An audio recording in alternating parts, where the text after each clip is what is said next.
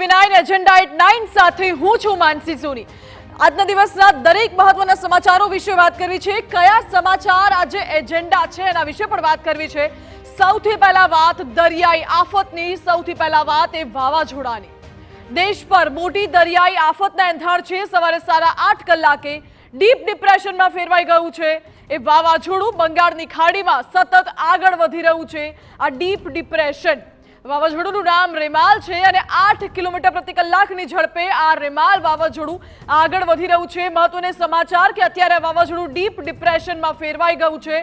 આજે રાત સુધીમાં સાયક્લોનિક સર્ક્યુલેશનમાં ફેરવાઈ જશે અને આવતીકાલ સવાર સુધીમાં સિવિયર સાયક્લોનિક સર્ક્યુલેશન સર્જાશે, એટલે કે આ વાવાઝોડું આ ચક્રવાતમાં ફેરવાઈ જશે અને આવતીકાલ સવાર સુધીમાં આ ચક્રવાત વધુ તીવ્ર બનવાનું છે।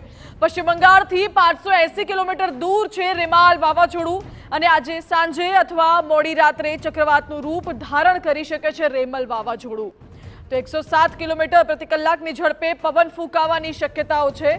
26મીએ સિવિયર સાયક્લોનમાં પરિવર્તિત થઈ શકે છે રેમલ વાવાઝોડું અને 26મીએ મોડી રાત્રે 120 થી 130ની ઝડપ સાથે આ વાવાઝોડું ત્રાટકી શકે છે। 26મીએ મોડી રાત્રે પશ્ચિમ બંગાળના સાગર દ્વીપ અને બાંગ્લાદેશના ખેપુપરા વચ્ચે લેન્ડફોલ થવાની પણ શક્યતા છે। પશ્ચિમ બંગાળ પર રેમલ વાવાઝોડાની સૌથી વધુ ગંભીર અસર થઈ શકે છે। રેમલ વાવાઝોડું ખૂબ જ ઝડપથી અત્યારે આગળ વધી રહ્યું છે। ડીપ ડિપ્રેશનમાં ફેરવાઈ ગયું છે આ રેમલ વાવાઝોડું। પશ્ચિમ બંગાળનો એ દરિયા કિનારાનો વિસ્તાર અને બાંગ્લાદેશનો કેટલોક વિસ્તાર છે જ્યાં આ વાવાઝોડું ટકરાશે।